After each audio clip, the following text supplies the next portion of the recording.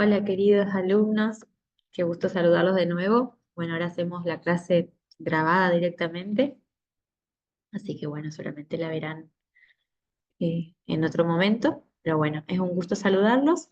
Voy a estar solita hoy, pero bueno, espero su compañía después cuando miren la clase. Eh, bueno, vamos a empezar la clase con una oración, así encomendamos este tiempo al Señor para que nos guíe, para que nos enseñe, para que sea Él quien hable a través de mí y bueno, y ponga en sus corazones también el deseo de aprender más de Él. Vamos a orar. Padre eterno, que estás en los cielos, Señor, te agradecemos en el nombre de Jesús por poder permitirnos escucharte, por tu misericordia, Señor, de poder dirigirnos a ti a través de nuestro Salvador Jesucristo, a quien reconocemos, Señor, como nuestro Señor, como nuestro único Salvador. Señor, en primer lugar queremos humillarnos ante ti, Señor, reconocerte como ese Dios glorioso que todo lo puede y a quien necesitamos, porque sin ti nada somos, Señor. Gracias por permitirnos este tiempo de oración, por ser libres, Señor, para poder dirigirnos ante ti, para poder aprender. Gracias, Señor, por mis alumnos, Señor. Gracias por permitirme esta posibilidad de dar la clase. Te pido que me uses y que sea de tu agrado, Señor, lo que charlemos en esta noche, lo que tenemos para aprender.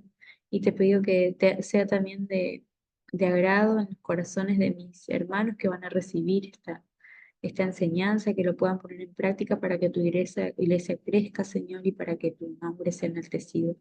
Ayúdanos, Señor, realmente a ser siervos humildes para servirte, Señor, que seamos unos instrumentos en tus manos, Señor.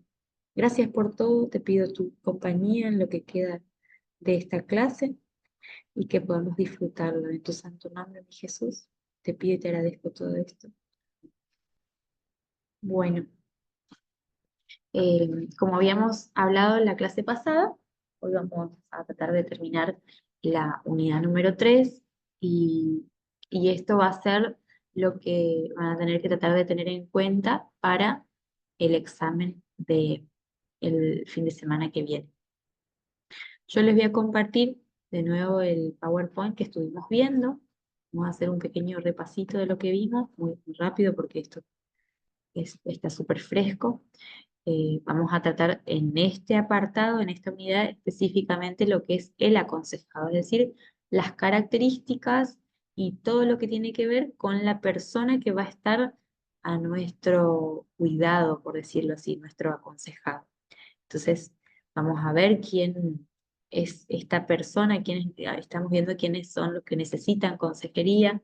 Llegamos a la conclusión de que en realidad necesitamos todos, pero hay particularidades, hay momentos, hay situaciones específicas que a veces se repiten, que pueden ser parecidas unas con otras.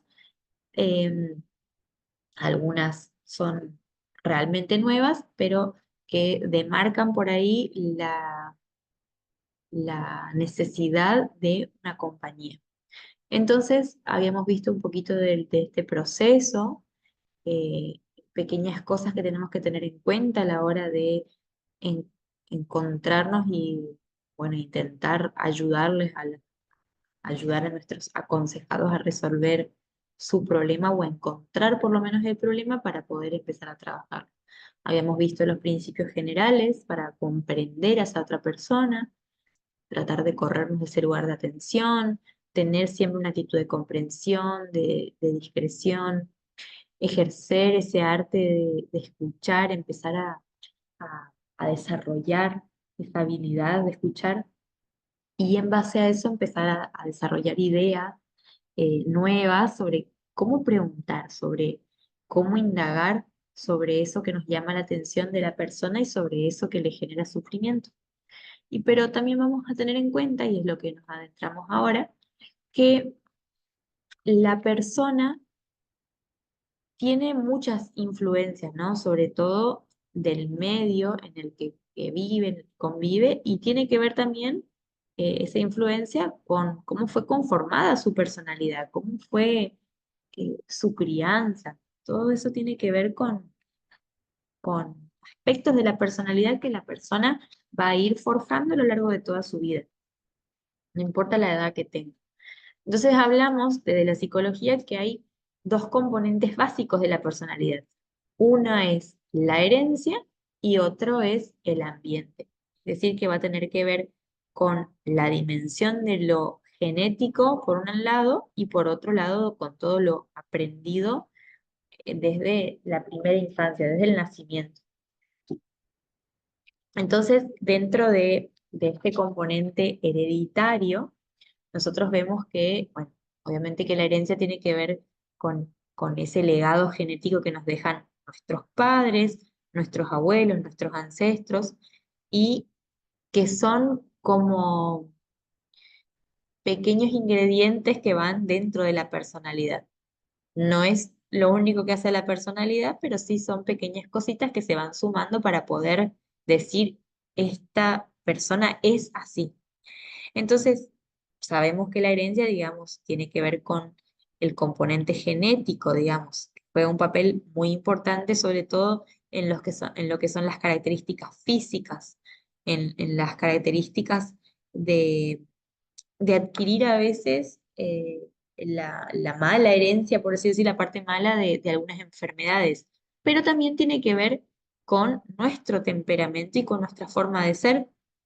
Entonces, nosotros hacemos y somos mucho de lo que fueron e hicieron nuestros padres y de lo que hacen incluso. Entonces, eh, tiene que ver justamente con todo este bagaje químico, el paquete químico que nos dan, ¿cierto?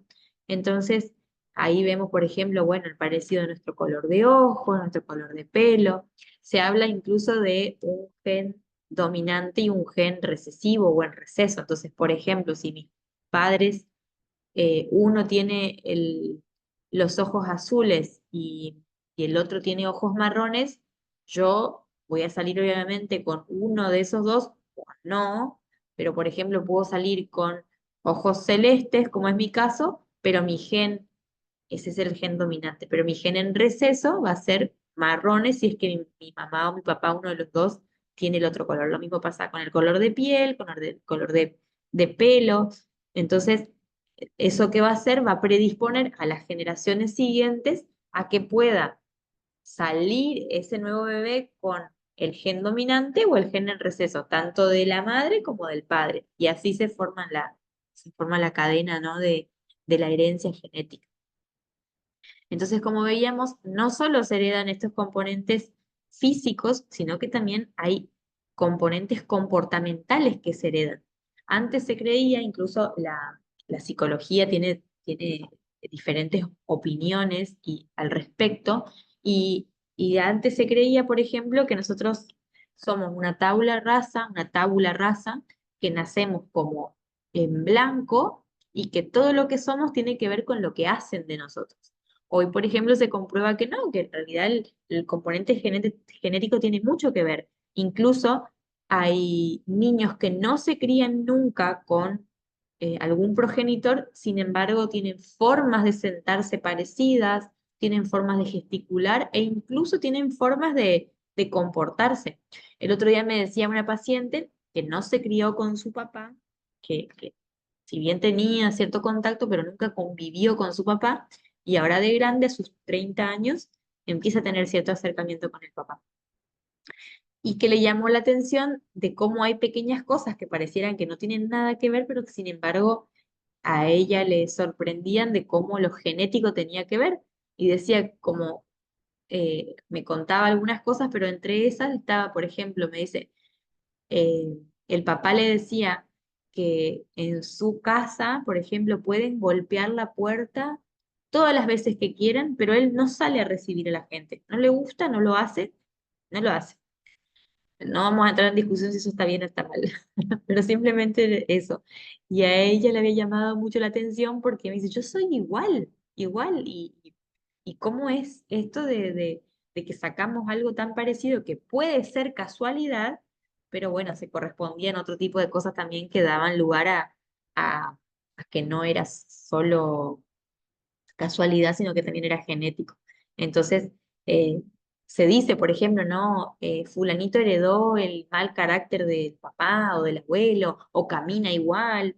Entonces eso tiene que ver justamente con esos genes en receso y con los dominantes, que pueden o no tener que ver con la crianza. Obviamente que si hay crianza y cercanía, este tipo de cosas se van a reforzar mucho más.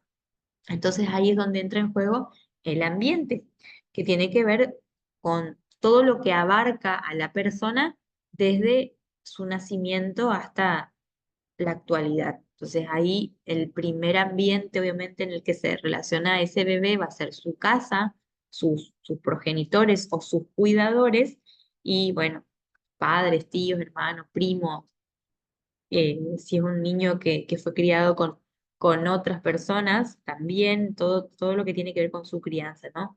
Entonces, eh, son cuestiones que son impersonales, que no tienen que ver directamente con lo interno de la persona, pero que conjugan un rol importantísimo en cómo va a ser ese niño, cómo se va a desarrollar. Entonces, eh, la cuestión geográfica tiene mucho que ver, ¿no? Entonces no es lo mismo si se cría en la ciudad que si se cría en el medio del campo, que si se cría con intelectuales o con gente analfabeta. Entonces tiene muchísimo que ver la crianza. Ahora, lejos está eso de la sabiduría, ¿no? Uno puede, como vimos en la clase pasada, uno puede ser muy inteligente, pero no necesariamente sabio. Y uno puede ser muy sabio y no necesariamente inteligente. Entonces, eso, esa es otra cuestión, ¿no? Acá hablamos por ahí de las cuestiones aprendidas. Pero sí es cierto que sí, nos criamos en un ambiente de padres sabios, puede que tengamos más posibilidades de desarrollar la sabiduría. Pero no necesariamente es así. Hay padres que son muy sabios e hijos muy necios. Eh, También tiene que ver, obviamente, la condición económica, la condición social, el estrato social que tiene cada uno. Eh, y todo eso va forjando en nosotros prejuicios, identificaciones, miedos, temores, seguridades, inseguridades. Entonces, si todas esas, bueno, también con la religión, con la política, todo ese tipo de creencias tiene que ver con el ambiente, entonces si todas eh, esas influencias primordiales fueron positivas, entonces van a dejar huellas quizás de seguridad, de amor, de cariño. Ahora, si esas primeras experiencias fueron negativas, de temor, de tristeza, de rencor, de miedo, entonces muy posiblemente vamos a desarrollar después una personalidad miedosa, insegura, rencorosa. Entonces, lo interesante es saber que ninguna persona en el mundo tiene al 100% experiencias totalmente positivas ni experiencias totalmente negativas. Entonces, cada uno tiene una mezcla de ambas. Algunos en mayor o menor medida, unas u otras, claramente. Pero todos en mayor o menor medida tenemos experiencias positivas y negativas. Eh, que obviamente que van a marcarnos para el resto de nuestra vida. Entonces, nuestra relación con nuestros progenitores, sobre todo con nuestros cuidadores, es el impacto más importante en nuestras vidas y que forman a nuestra personalidad sobre todo, ¿no es cierto? No solo con todo eso genético que vimos, no solo la escuela, no solo nuestros amigos, pero sobre todo lo que tiene que ver con los padres es lo más importante. Entonces, si hay un ambiente donde los padres no son compatibles y se pelean constantemente, cuando los niños son niños, entonces es muy posible que ese niño crezca con inseguridades, con ansiedad y preocupación, ¿no es cierto? Ahora, no es lo mismo que eh, cuando hay una relación positiva de amor, de respeto, entonces los niños crecen en un ambiente mucho más seguro, tienden a tener personalidades mucho más seguras. Bueno, ni hablar si hay abandono físico, si hay abandono emocional. Entonces, acá interesante es que la tarea del consejero es interpretar cómo es o cómo evidencia la persona su pasado, cómo ve o cómo vivió su pasado, qué perspectiva, qué opinión tiene de ese pasado, ¿no? Que es lo que va a forjar ideas positivas o negativas en el presente. Ahora, sí es importante eh, otro tipo de cuestiones específicas dentro de la primera infancia que tiene que ver si se suplen o no las necesidades emocionales básicas, que vamos a ver que son cuatro. Pero antes de eso es interesante que tenemos que saber tres puntitos. Primero es que las personas tienden a revivir las experiencias tempranas de la niñez con su familia, con su vida adulta, con sus relaciones el resto de su vida, con sus relaciones futuras. Entonces, todos los conflictos que no son resueltos en la niñez se van a plasmar de una forma u otra en la vida adulta, sobre todo en la familia, en el matrimonio. Y es muy importante esto que cuando se trabaje con familias o cuando se trabaje con matrimonios, se pueda traer esto a colación porque es interesante saber que cuando nosotros nos casamos con alguien, nos casamos en parte con la historia de esa persona, que la historia de esa persona tiene un niño, como les decía la vez pasada, que ese niño muchas veces es un niño herido.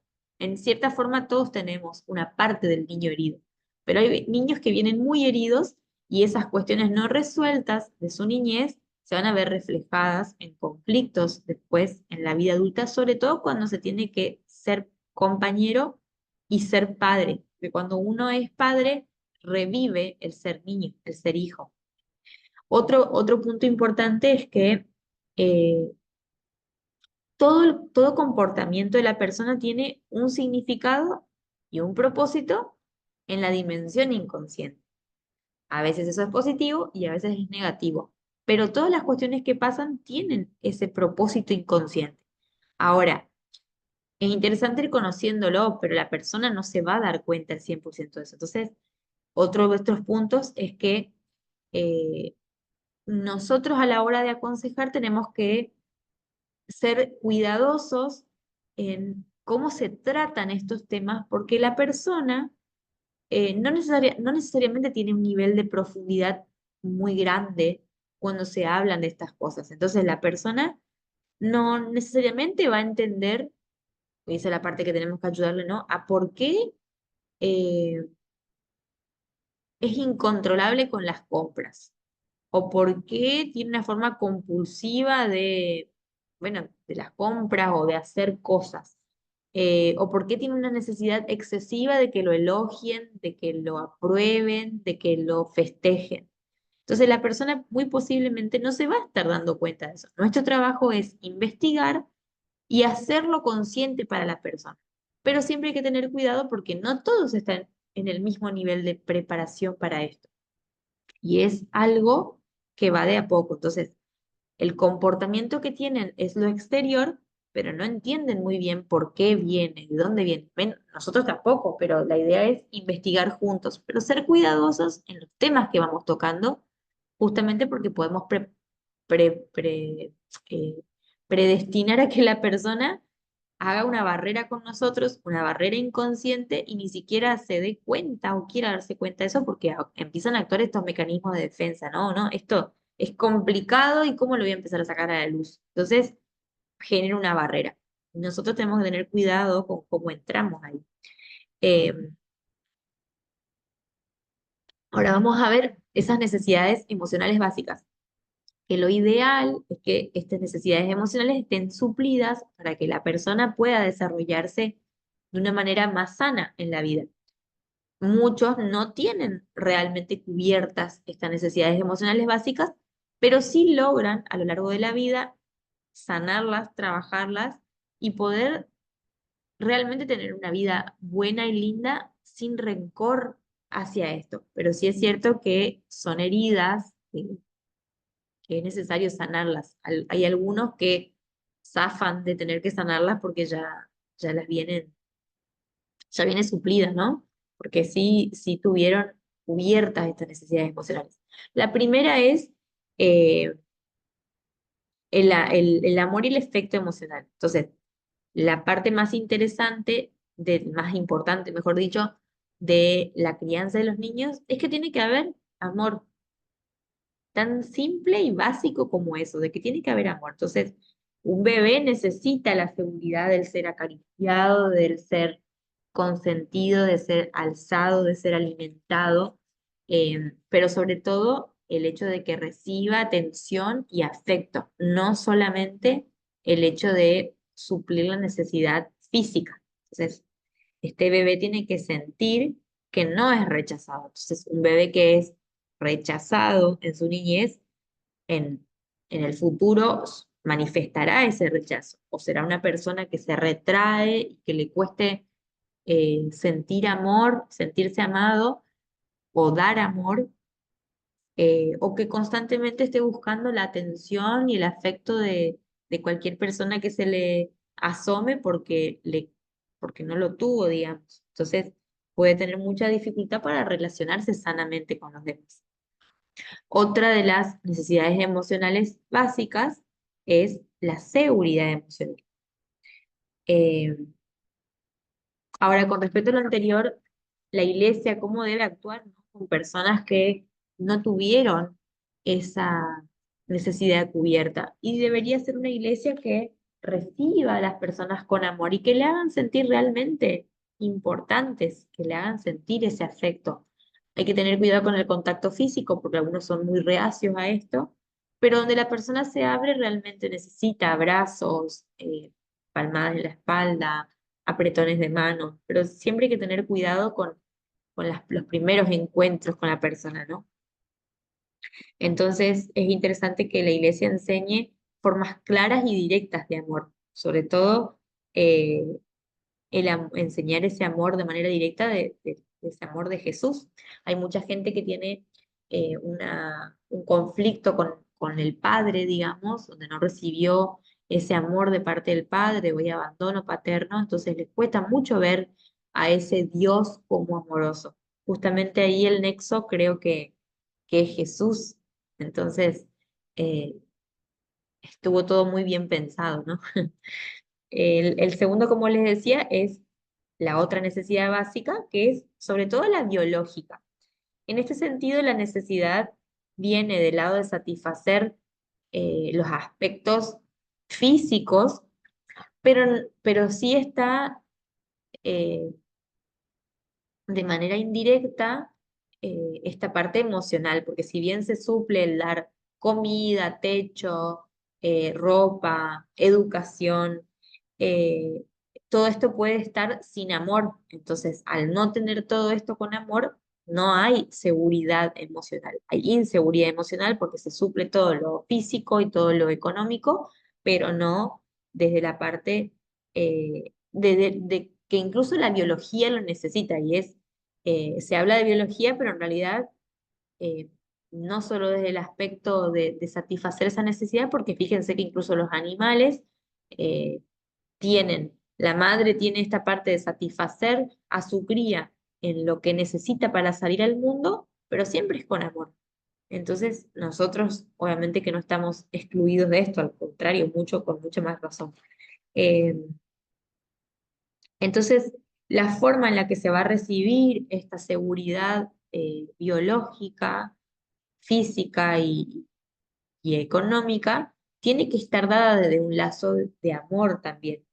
Eh, y en este sentido, la persona tiene que sentir que tiene pertenencia a la familia, tiene pertenencia a esa persona que lo está criando. Eso es lo que más genera la seguridad. Un niño necesita ser totalmente dependiente cuando es niño para poder ser después una persona independiente. Es mentira el hecho de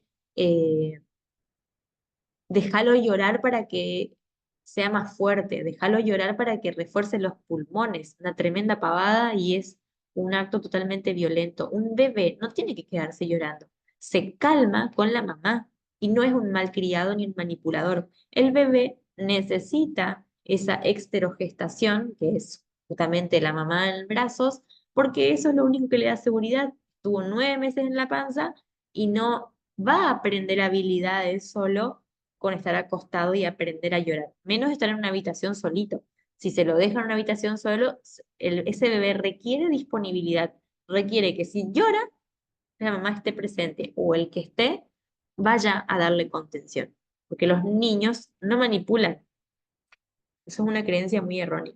Entonces esto le va a dar sentido de pertenencia y valor. Yo soy parte de esta familia y eso es lo que genera seguridad. Yo tengo un lugar en el mundo en el que yo soy importante, pero no soy importante solo por ser importante porque hago bien las cosas, sino porque soy una persona y me quieren.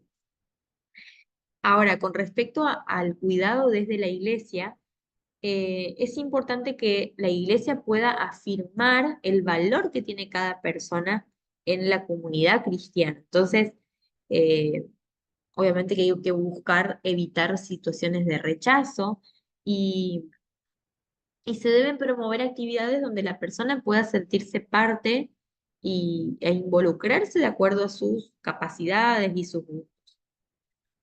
Después vemos otra de las necesidades emocionales básicas es el reconocimiento del valor personal. Entonces, nosotros acá tenemos que saber que cada persona, obviamente, necesitamos sentir que, como vimos, somos de valores y que somos apreciados por los demás. Y acá es donde le decía esto, que nos quieren por lo que somos, no por lo que hacemos. Entonces, a mí, mi mamá me ama pero no porque me fue bien en las notas, con las notas en la escuela, o no porque aprendí a hacer algo que me enseñó que me salía mal. A mí me quiere porque soy yo, porque me quiere. Entonces, la persona necesita entender que ese es el valor personal.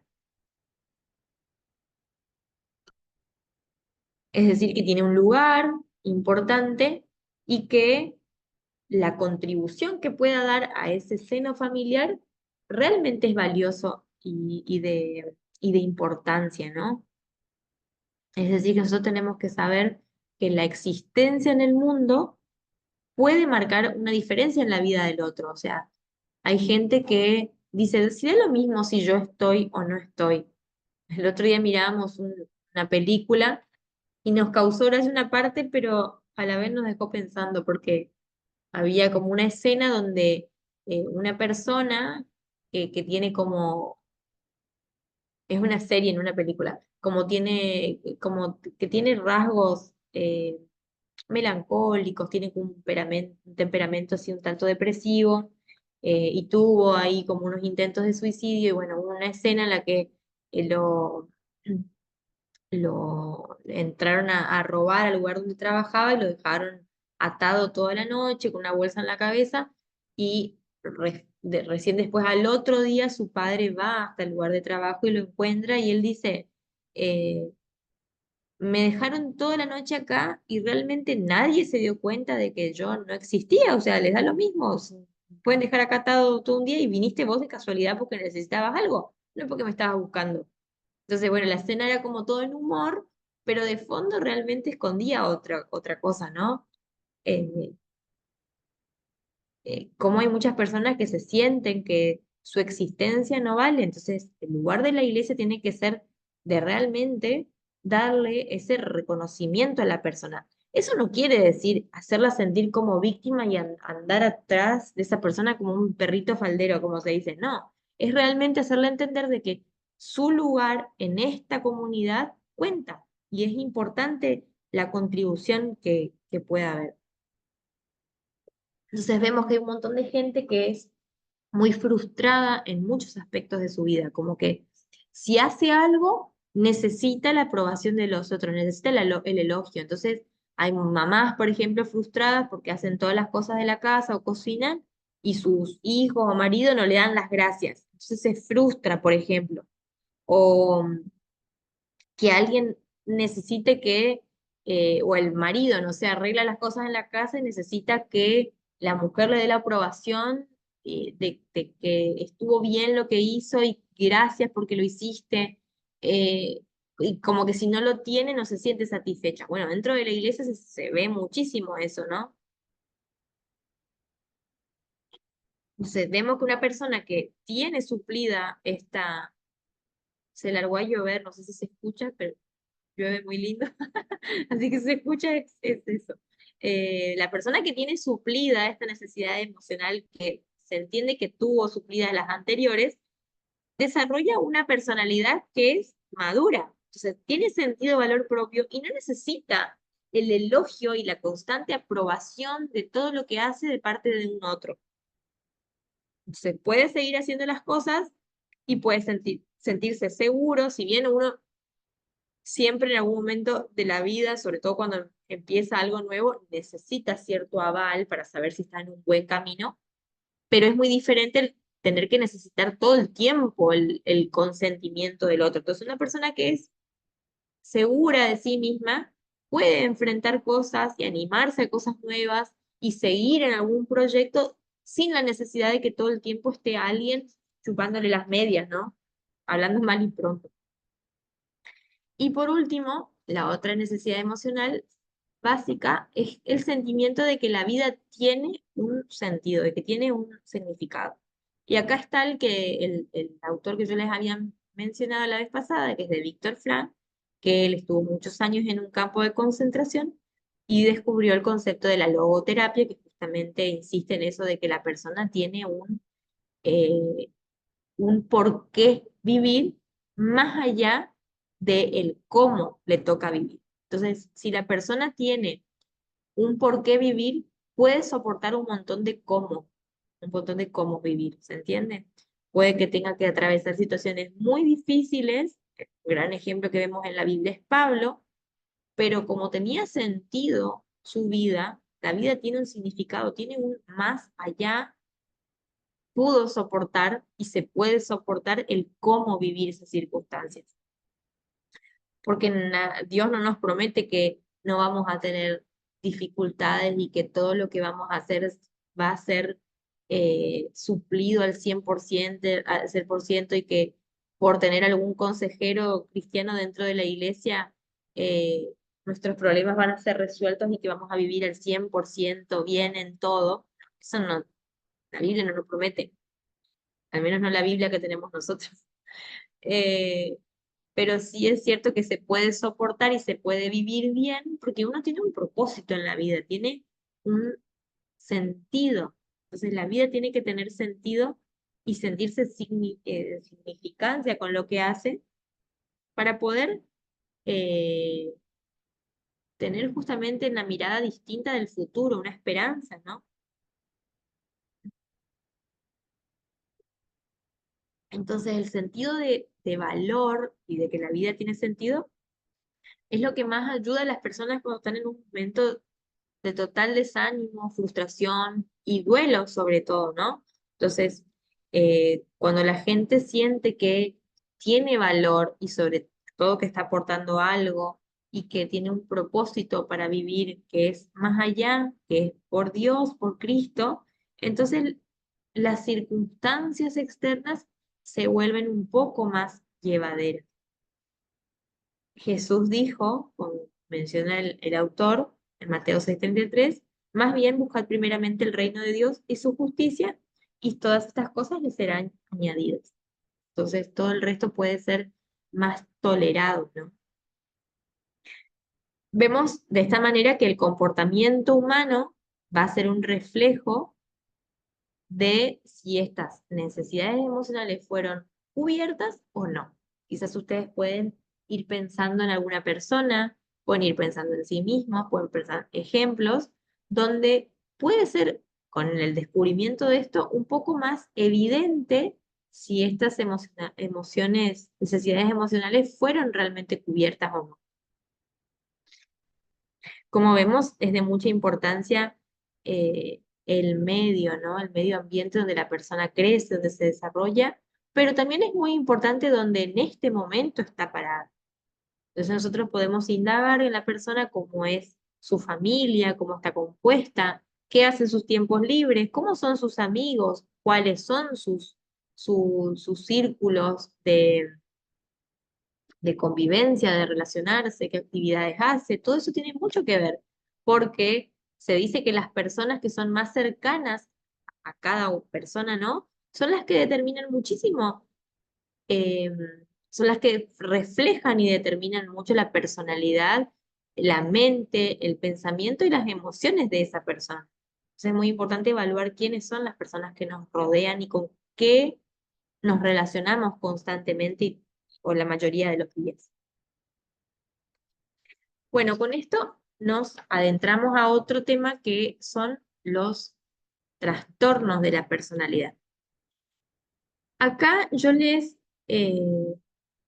transcribí un poquito más eh, porque no les puse como bibliografía obligatoria el tema de los trastornos psicológicos.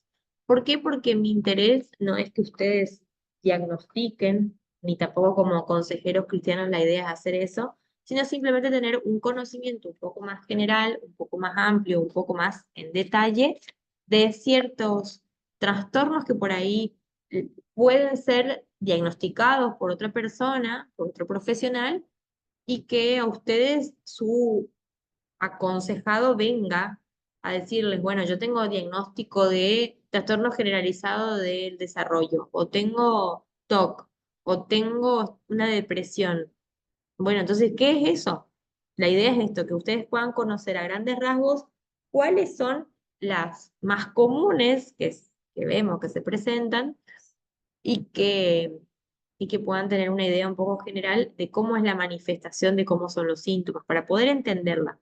Entonces, por eso lo transcribí. A mí por ahí no me gusta transcribir tantas cosas en los PowerPoint porque siento que empiezan a leer y a escribir y no prestan atención.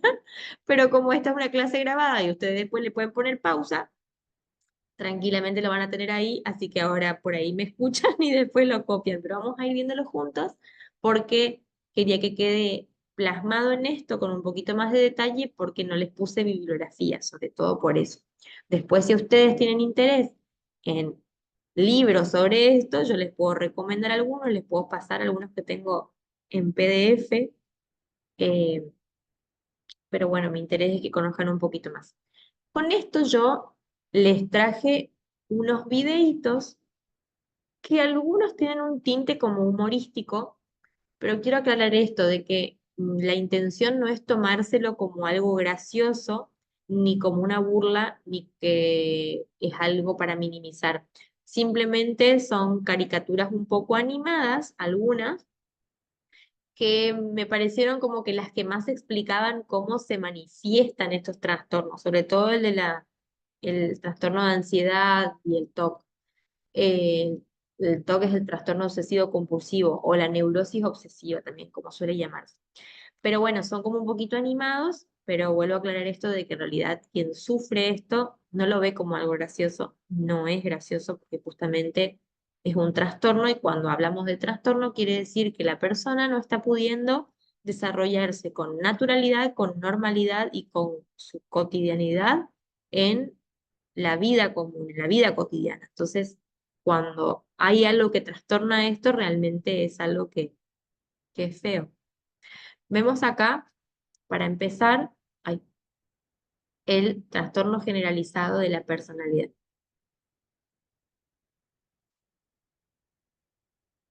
Cuando hablamos de trastorno generalizado de la personalidad, sobre todo esto acá, a ver, para hacer un diagnóstico, no es tan simple hacer un diagnóstico, ¿no? Hay síntomas que son, ay, no queda esto, síntomas que son como más evidentes y pueden ser diagnosticados más fácil, pero sobre todo se siguen ciertas líneas. Y los lineamientos que se toman en psicología tienen que ver, en psicología y en psiquiatría, hay dos manuales, uno es el CIE-10 y el otro es el DSM, que ahora esta es la versión 5 que tiene eh, clasificadas las enfermedades mentales específicamente y que, bueno, se caracterizan por tener ciertos síntomas para que se cumplan. El, el TAC o el trastorno generalizado del desarrollo, eh, el TGD, perdón, me quedé pensando en que dije mal así. Se manifiesta justamente porque tiene que haber un patrón que sea perdurable en el tiempo. O sea, ningún diagnóstico puede ser establecido por un síntoma o por un episodio. Tiene que tener una continuidad en el tiempo. Tiene que ver justamente con que se desvíe de como dice ahí, las expectativas de la cultura del individuo. O sea, hay un comportamiento que escapa a la regla pero que justamente genera una conflictiva en la persona. Y tienen que verse afectados algunos de estos ámbitos para considerarse que la persona tiene un trastorno de la personalidad. Y tienen que verse afectados por lo menos dos de estos cuatro que le nombro después. Tienen que,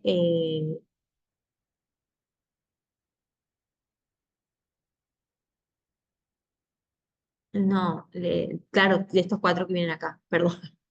Tienen que verse afectadas por la cognición, es decir, con los pensamientos, la forma en la que tiene, en la que se percibe a sí mismo, en la forma que describe a los demás, en la forma que ve los acontecimientos, es decir, que el pensamiento se ve afectado, o la afectividad también, o sea, se siente inestable, tiene la habilidad emocional, es decir, que va y viene, se siente bien, se siente mal, su respuesta emocional es caótica, o el funcionamiento interpersonal se ve afectado, es decir, se afectan las relaciones con los demás, son personas que se retraen, o que se aíslan, o que discuten mucho, o que se vuelven agresivas, es decir, que el funcionamiento interpersonal se ve afectado, o no tienen control de de impulsos. Entonces tienen que darse dos o más de estas eh, situaciones para poder decir, bueno, realmente estamos hablando de un trastorno de la personalidad. Después, otro factor que tiene que cumplirse es que sea perdurable e inflexible y dominante en una gran variedad de situaciones personales y sociales. Es decir, que tiene que repetirse, tiene que verse un indicador que sea repetitivo en estos diferentes ámbitos. Tiene que ser perdurable, eh, ese malestar, ¿no? Tiene que ser significativo, como dice ahí, clínicamente significativo o deterioro en lo social, laboral u otras áreas. Es decir, que repetidamente la persona no se puede comportar o no puede tener esa cotidianidad de manera natural en cuanto a lo social, laboral o los ámbitos donde la persona se relaciona. Entonces, tiene que ser perdurable ese malestar. Eh, Como se dice ahí, tiene que ser un patrón que es estable y de larga duración y su inicio se puede remontar al menos a la adolescencia o las primeras etapas de la edad adulta. Ese patrón se dice que no se explica como trastorno, como consecuencia de otro trastorno, o sea, tiene que estar descartado otro diagnóstico para poder hablar de este, y que no se le atribuye al consumo de alguna sustancia. Entonces se quita eso y si no hay nada de que lo explique, podemos estar hablando de un trastorno general de la personalidad. Dentro de estos vemos que están diferentes trastornos y uno de ellos es el trastorno de ansiedad, que es uno de los más conocidos. Uno utiliza la palabra ansiedad o ansioso o ansiosa como muy comúnmente porque en realidad la ansiedad en sí misma no es mala, es una emoción que la sentimos en el cuerpo y que tiene su significancia en lo cognitivo, que para ser normal o esperable tiene que activarse y desactivarse. Es decir, si yo voy a rendir un examen, es muy probable que sienta ansiedad, que me ponga nerviosa, que me duele la panza, que no pueda dormir, que esté más alerta. Lo mismo que si alguien me roba, voy a estar con todos estos síntomas, voy a estar alerta, pero la idea es que cuando yo rinda el examen, estos niveles de ansiedad bajen, esta emoción se desactive, y lo mismo que después de un tiempo de haber vivido ese episodio de robo, yo también pueda desactivar esa emoción y poder salir a la calle sin problema. Cuando esa emoción no se desactiva, cada vez que salgo a la calle puedo tener miedo de que me vuelvan a robar. Entonces, es ahí donde podríamos estar empezando a hablar de un trastorno de ansiedad. Hay un pensamiento que es predominante, que viene a la cabeza, a veces me doy cuenta y a veces no, y que empieza a ser manifiesto en mi cuerpo justamente con episodios físicos. El corazón se acelera, el pulso se acelera, empiezo a hiperventilar, es decir, parece que falta el aire, empiezan a haber transpiración en las manos y podemos estar hablando de un ataque de pánico. Pero para que esto sea considerado ataque de pánico, tiene que ser repetido en el tiempo y tiene que manifestarse en varias oportunidades. Ahora, hay diferentes tipos de ansiedad según las características principales de cada uno. Entonces, destacamos los siguientes o los más comunes que son el trastorno de pánico, que se manifiesta con ataques de pánico donde hay extrema ansiedad, eh, suelen ser episodios que aparecen de manera inesperada. Su duración es breve, pero la persona lo siente como muy feo, entonces son crisis muy feas para la persona muchas veces siente que se va a morir, que se va a desmayar, aparecen síntomas en el cuerpo sobre todo, que como dice ahí, entre crisis y crisis, la persona suele aumentar su preocupación, suele aumentar su nivel de pensamiento justamente porque tiene temor a que eso vuelva a repetirse. Está también la agorafobia, que es el miedo a la ansiedad ante un número elevado de situaciones donde eh, puede ser muy difícil escaparse. Entonces, puede ser, por ejemplo, que la persona tenga eh, miedo a ir a un concierto, por ejemplo, o a un shopping, se prefiere quedarse en la casa. La fobia social, bueno, es miedo a la exposición social, a ser analizados por los demás, una vergüenza extrema, capaz que la persona en algún momento se sintió rechazado, humillado o pasó vergüenza en público y después tiene miedo que eso se vuelva a generar y prefiere aislarse. Algunas fobias específicas que tienen que ver justamente con alguna cosa concreta, ¿no? Algunos, como dice ahí, miedo a la sangre, a algunos animales, a algunos insectos, a espacios pequeños, a medios de transporte. La persona no puede ver, ni sentir, ni percibir que estén hablando de eso, porque justamente es una fobia. El trastorno de ansiedad generalizada, ese es el TAC. Eh, bueno, excesiva preocupación por alguna situación específica o a múltiples situaciones. Entonces, son ansiedades que no tienen una gran intensidad, pero es continua. Entonces, y cualquier cosa que pasa le genera un estrés muy grande. Por ejemplo, se le mete la idea en la cabeza de que alguien se va a morir.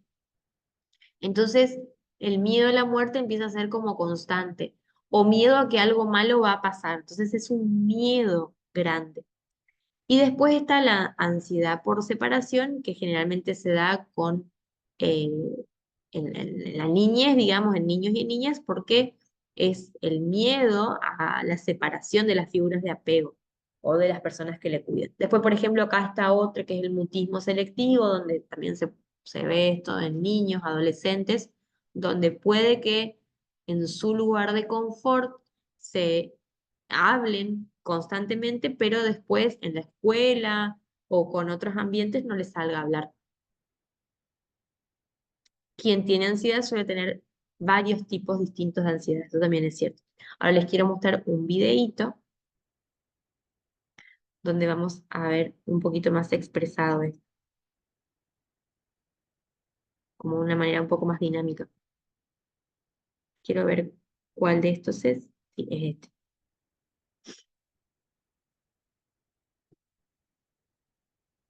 Ya se los comparto.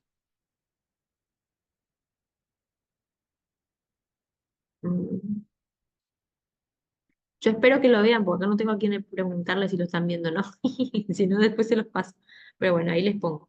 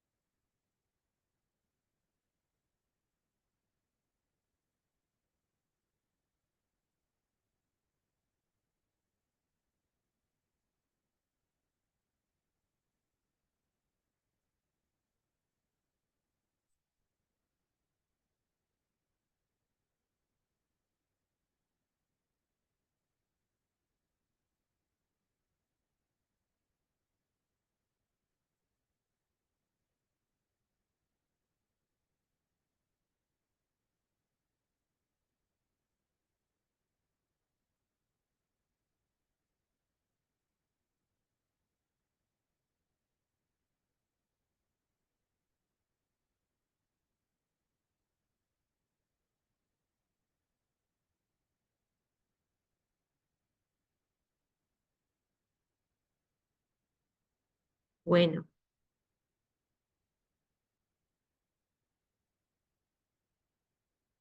acá vemos, en realidad, como les decía, es como un video un poco gracioso, porque hay una parte en la que no me di cuenta exactamente de que decía una palabra ahí que no estuvo muy buena.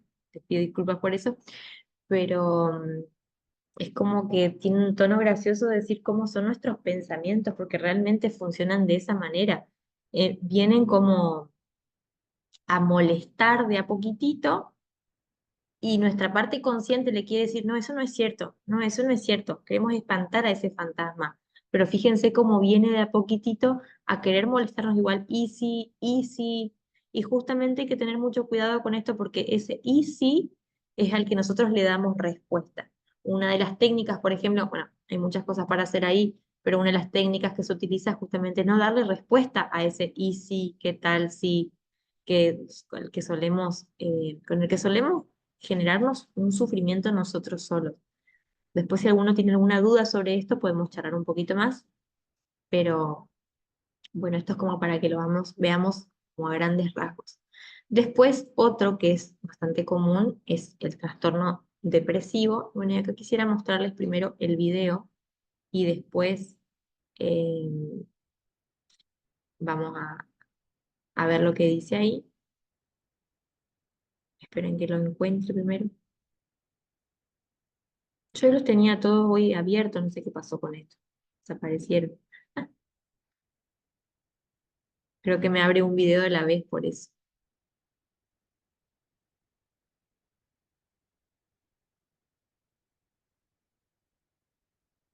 Bueno, este es.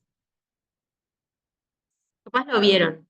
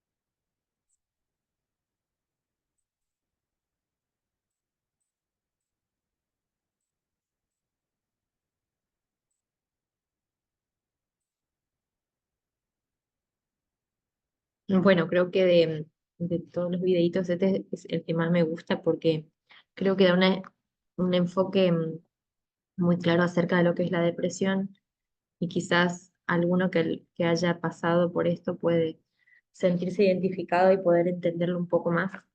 Hay bastantes puntos importantes ahí por ahí ahora no me acuerdo de todo lo que les quería decir, pero sobre todo esto de poder hablarlo, mencionarlo, sacarlo afuera es una de las cosas más importantes.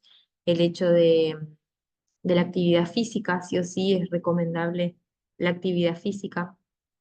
Eh, Como dice ahí, en depresiones más leves, puede ayudar a que los síntomas se vayan, igual que los antidepresivos, pero bueno, siempre se habla de algunas más leves, hay otras que requieren sí o sí medicación y en este punto es importante el hecho de que nosotros nos corramos un poco del prejuicio de la medicación, sobre todo en los trastornos depresivos y de ansiedad, porque por ahí se tiene el mal prejuicio de que las pastillas antidepresivas generan adicción y eso no es cierto.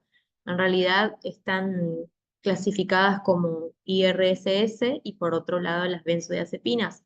Las benzodiazepinas son las que generan dependencia química, que tienen que ver justamente con los que son los famosos ansiolíticos, que se utilizan como para calmar la ansiedad, que ayudan a dormir y que por ahí a veces se mal recetan y que generan justamente esa dependencia, sobre todo en personas mayores. Pero si está dentro de un cuidado profesional, sobre todo del psiquiatra, usarlos durante un tiempo no genera esa dependencia química porque está controlado. Ahora, los IRSS, que generalmente son los que se eh, recetan para los trastornos depresivos y de ansiedad, no generan dependencia química. Eso es un error muy grande creerlo, entonces no van a generar adicción. Lo que puede llegar a generar es una dependencia psicológica. Entonces, con la dependencia psicológica se cree que no lo voy a poder dejar, pero generalmente es más psicológico y no químico. Entonces, el cuerpo no la va a necesitar para estar bien una vez que es quitada. Sí es muy importante si nosotros conocemos a alguien que está dentro de un tratamiento, es recontra importante sugerirle que no lo deje por su cuenta, porque puede generar recaídas más grandes y que no es una cuestión de tomo un día, me olvido, tomo otra, porque es más o menos así como los anticonceptivos. Si se deja de tomar, no va a dar efecto. Y la consecuencia puede ser justamente la que no se quiere y genera recaídas más grandes porque de una persona que deja, va, viene, toma así, después posiblemente para poder lograr estabilidad necesitar dosis más altas. Entonces, si hay un tratamiento, se tiene que cumplir. Y algo muy interesante, que me lo dijo una psiquiatra y que yo no lo tenía en cuenta y que generalmente no se tiene en cuenta, es que se empieza a considerar la disminución de, o se empieza a considerar el quitar la medicación cuando se haya cumplido generalmente un año sin síntomas, no un año de no tomar, un año sin síntomas. Entonces no es una cuestión de que tomo 2 meses y dejo. Se tiene que tener persistencia porque hay algo en el cerebro que no está funcionando bien y que necesita cuidado. Ahora, obviamente que la pastilla no va a resolver el problema, sino que hace que se tenga una visión distinta del mundo. Y si es necesaria, ¿por qué no tomarla? Si eso es realmente lo que va a estar ayudando a la persona, ¿por qué no tomarla? Si eso es lo que va a generar una tranquilidad en la persona y ver la vida con ojos distintos, no entiendo cuál sería la objeción de tomarla. No, porque no quiero tomar cosas. Pero si lo estás necesitando, tómalo. ¿Cuál es el drama? No necesariamente lo vas a tener que tomar toda la vida. Hay algunos trastornos que sí, hay unas enfermedades que sí requieren toda la vida, pero que otros no. ¿Por qué se normaliza tanto el tener que tomar una medicación de por vida para la presión, pero tomar un tiempo, un antidepresivo es un monstruo gigante? Hay que tratar de romper esas cuestiones, porque son solamente prejuicios que solo dañan cuando hay personas que realmente necesitan esta medicación. El trastorno depresivo específicamente está clasificado por eh, dos específicamente, pero hay otros tipos de trastornos también dentro de esto. El depresivo mayor trastorno depresivo mayor es el que tiene síntomas depresivos la mayoría del tiempo y fíjense que son por lo menos 2 semanas y son síntomas más fuertes que interfieren con la capacidad para trabajar, para dormir, para estudiar, para llevar una vida normal. Hay que tener en cuenta y no caer en el error de comparar a lo que es, o diagnosticar mal, mejor dicho, cuando se habla de un trastorno depresivo y un duelo, porque suelen tener los síntomas iguales. Uno puede caer en un trastorno depresivo por un proceso de duelo, pero el proceso de duelo se considera como algo normal y en un tiempo esperable, que debe depender un poco de cada persona, pero que no está catalogado como un trastorno depresivo. Pero son los síntomas muy similares, por eso es la diferencia, por eso es la confusión. Y también está el trastorno depresivo persistente o la famosa distimia, que no tiene síntomas de depresión muy graves, pero duran mucho más tiempo, generalmente por lo menos 2 años, y la persona vive como en un aburrimiento, como en un desgano, como que la vida no tiene sentido, pero por ahí no tiene los deseos de quitarse la vida, como puede aparecer en la depresión mayor, pero es como un aburrimiento de la vida. Y eso es muy interesante para prestar la atención, porque mucha gente vive así y lo naturaliza. Después está la depresión perinatal, la depresión postparto, que es cuando la mujer sufre depresión, una depresión mayor, durante del embarazo o justamente después del parto, que es la famosa depresión postparto. Ahora acá también hay que hacer una salvedad que cuando la mujer da a luz, tiene una bajada hormonal muy grande y que eso más o menos dura un mes.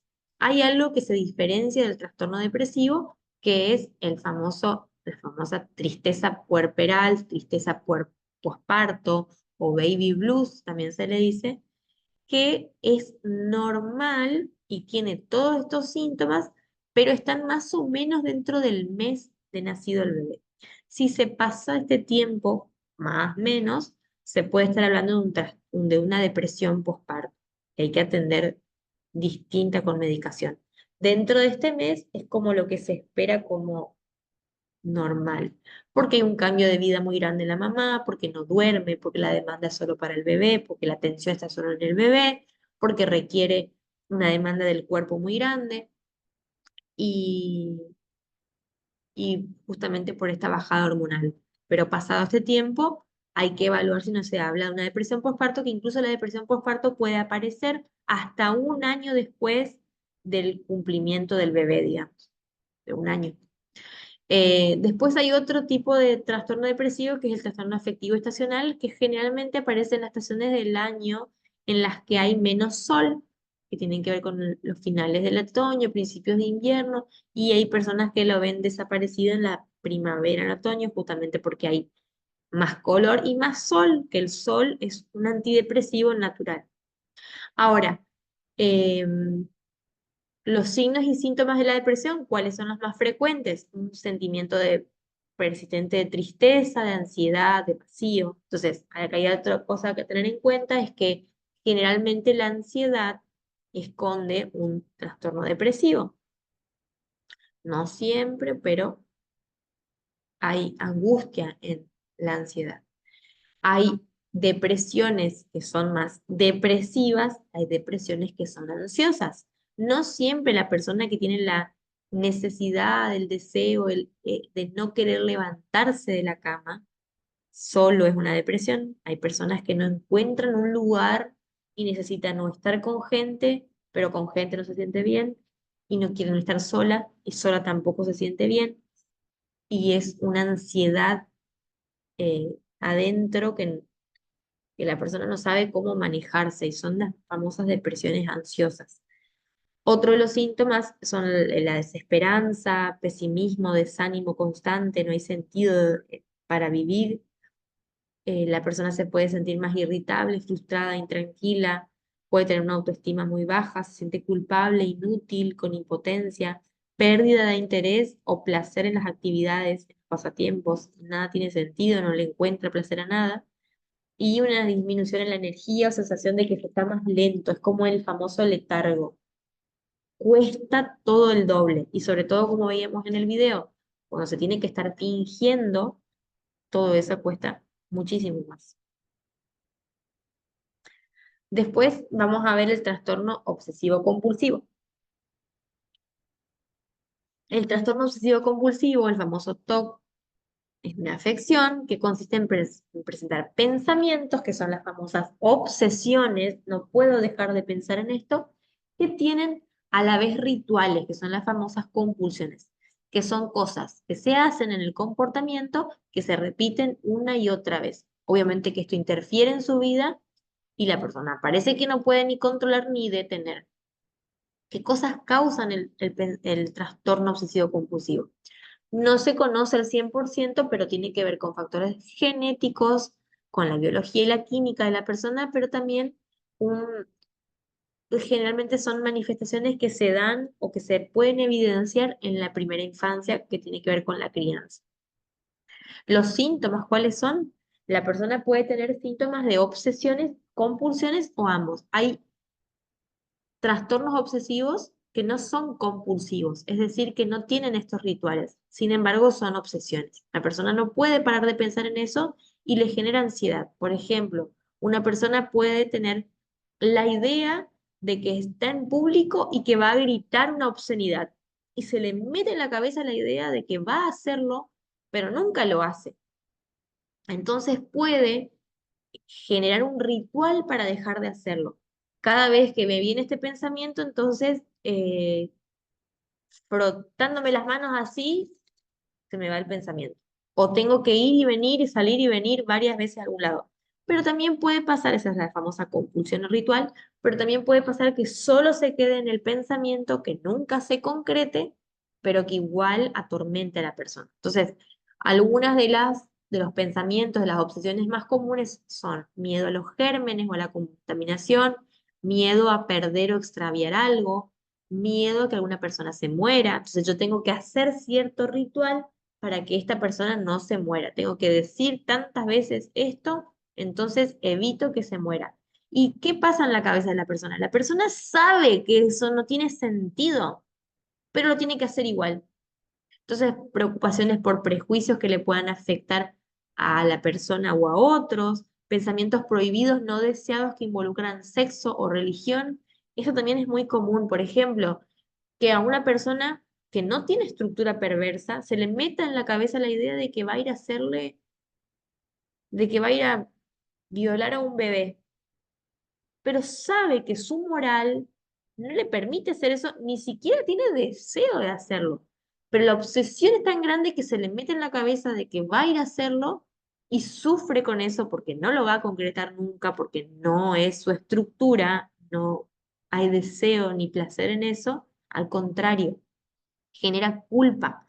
Mucho del trastorno obsesivo compulsivo es una culpa irrefrenable, pensamientos agresivos hacia la propia persona o a otros, necesidad de que algunas cosas estén alineadas, dispuestas de manera particular. Fíjense el famoso no pisar las líneas o poner en tal volumen eh, la tele, por ejemplo.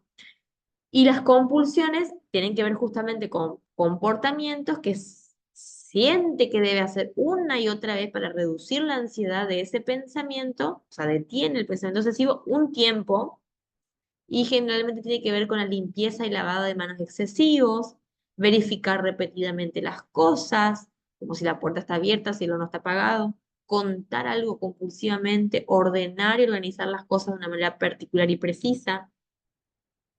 Hay veces que nosotros podemos llegar a tener comportamientos obsesivos, pero no necesariamente una estructura obsesiva.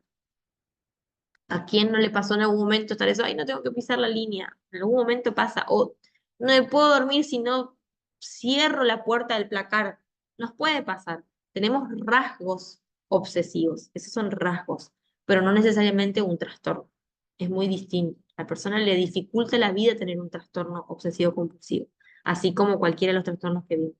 Y también les voy a mostrar un video el último que vimos.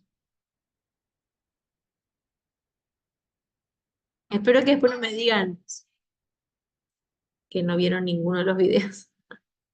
Ahora les muestro este. Vamos de nuevo.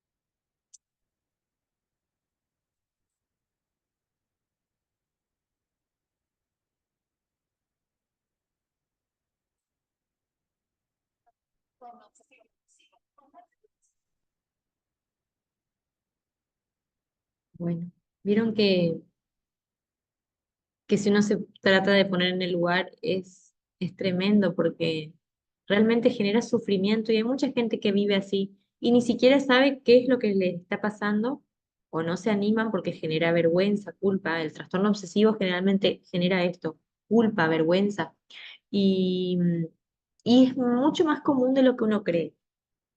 Espero que ninguno se haya sentido identificado con algo, pero sí puede pasar porque nadie está exento de que nos pueda pasar algo de esto. Entonces, mi interés con esto es que podamos conocer un poquito más a fondo. Después tenemos el trastorno bipolar, que antes era considerado como la depresión maníaca, que está mal utilizado el concepto y lo traje acá, si bien no es algo tan común, lo traje porque se mal utiliza este término y bueno, a mí por ahí me molesta porque realmente no se tiene en cuenta lo que genera en la persona un trastorno bipolar, realmente estar como cambiante de humor o me molestó esto, pero a la vez me pone contento, no es un trastorno bipolar. O si en una parte del día estuve más contenta y después me puse triste, no es un trastorno bipolar. Realmente la persona que sufre un trastorno bipolar tiene episodios horribles, entonces tienen que ver con cambios extremos en el humor que van desde la manía o la hipomanía y la depresión. Cuando hay manía o hipomanía, generalmente la persona llega a hacer cosas de tanta euforia que a veces le hacen pasar vergüenza pública o se meten en deudas porque hacen compras excesivas o dicen cosas fuera de lugar porque están en un periodo de manía. No es que están recontentos y ese estado está bien. Y sino lo otro es el estado de depresión con todo lo que vimos. Entonces, cuando la persona cuando está deprimida se siente triste, desesperanzada, pierde el interés, de hacer la mayoría de las actividades. Y cuando el estado de ánimo cambia, la manía o la hipomanía, que son, la hipomanía es un poquito menos extrema que la manía. La persona se siente eufórica, con energía, pero a la vez un poco más irritable. Y todos esos cambios de humor, digamos, generan que la persona no pueda desarrollarse cotidianamente con normalidad. Afectan el sueño, la energía, el comportamiento, la capacidad de pensar con claridad. No pueden tener un trabajo estable, no pueden tener relaciones estables. Y generalmente se trabaja sí o sí con medicación y lo que hace la medicación es llevarlas a un estado de, eh, eh, ay, no me sale la palabra, ay, es un estado de equilibrio, ay, no me sale, me sale la hipomanía, pero no, ay, ya me va a salir. Y si no me sale, les digo la próxima, que ahora me acordé de otra cosa, del otro día. Cuando les decía que no me acordaba, el síndrome era el síndrome de Estocolmo, que tiene que ver con la identificación con el agresor, que no me acordaba. Yo no estaba segura y después dije, no la voy a decir por la... Eutimia, ahí está. Entonces me acordé de esa y ahora me acuerdo. La eutimia es el estado en el que se logra eh, con la medicación, que es como el ni fu ni fa. La persona se siente estable. Entonces lograr la eutimia es como que lo que más espera una persona con trastorno bipolar, pero incluso a veces ni con medicación se logra. La verdad que esas personas sufren muchísimo, entonces tienen que tener cuidado con la comida, cuidado con el pensamiento, tienen que estar en terapia para poder manejar estos pensamientos, sobre todo los que son extremos, y bueno, y a veces con la medicación sola no alcanza para lograr esta autonomía. Fíjense, y acá les traigo algo bueno, a mí me pasa y que está comprobado también de que en muchos casos es así, a cada uno le funciona distinto. Cuando nosotros nos queremos acordar de algo, tenemos que desviar el pensamiento hacia otro pensamiento para que de esa manera le demos lugar a esa parte que no venía. Como ahora que hice esta asociación y es como que me acordé enseguida de la palabra. A veces funciona y a veces no.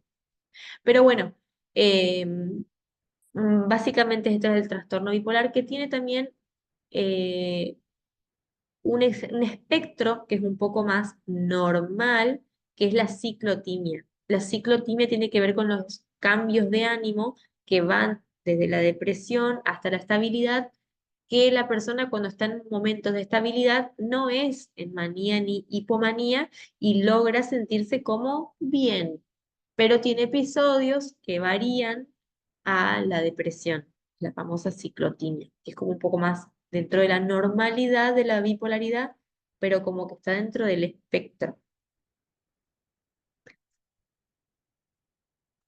Bueno, o sea, después si quieren se fijan eso de la trastorno bipolar uno 2 y demás.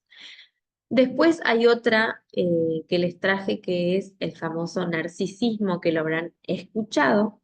El narcisismo tiene que ver con un mito, el famoso mito del narciso, que es de la flor esta, que es la flor de narciso, que viene del griego, ¿no? Que habla justamente de un hombre que tenía una apariencia muy hermosa, que era llamativo, muy lindo.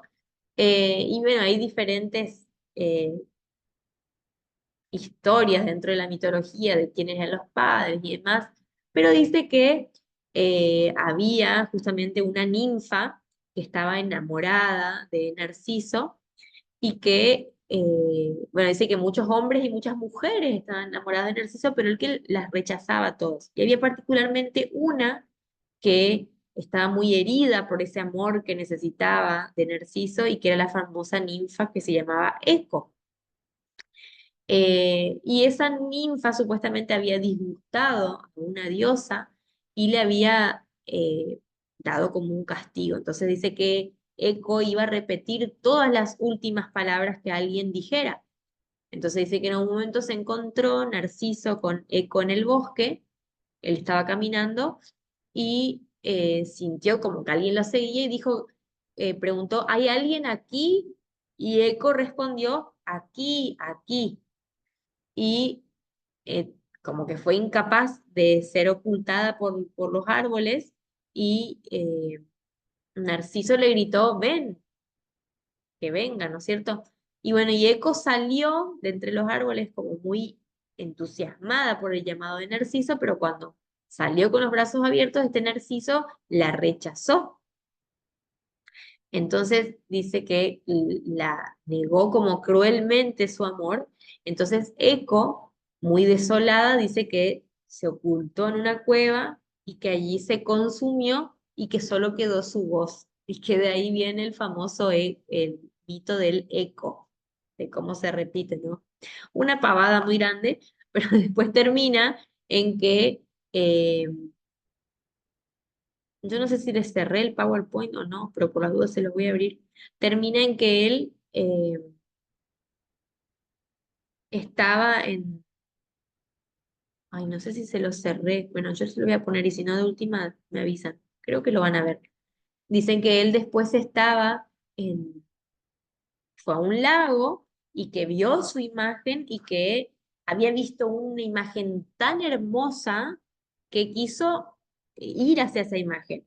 Y como era castigado por los dioses por su vanidad, dice que él se tiró al agua y que murió ahogado buscando su propia imagen, y que a partir de ahí había nacido la flor del narciso por como de esa mitología.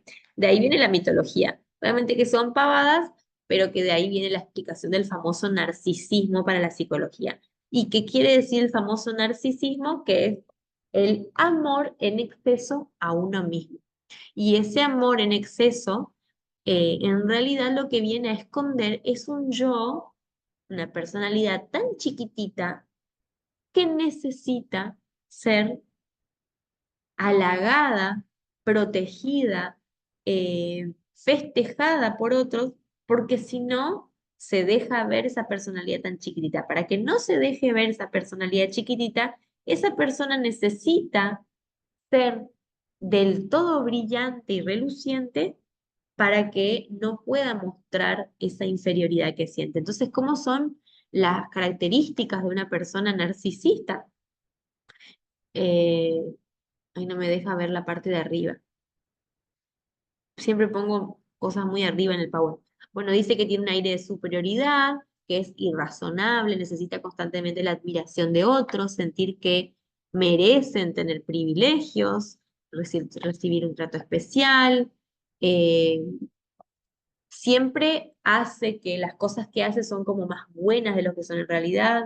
eh, Siempre quiere tener poder, ser brillante, la pareja perfecta, el trabajo perfecto, todo lo que hace está bien y sobre todo cree que lo que hacen los demás es inferior y siempre está más mal de lo que hacen estas personas. Eh, Siempre creen que son mejores que los demás. eh, y necesita menospreciar a otros para que su yo se eleve. Critican y menosprecian a otros, esperan siempre favores especiales, se aprovechan de los demás, tiene incapacidad para reconocer las necesidades de otros y los sentimientos de los demás.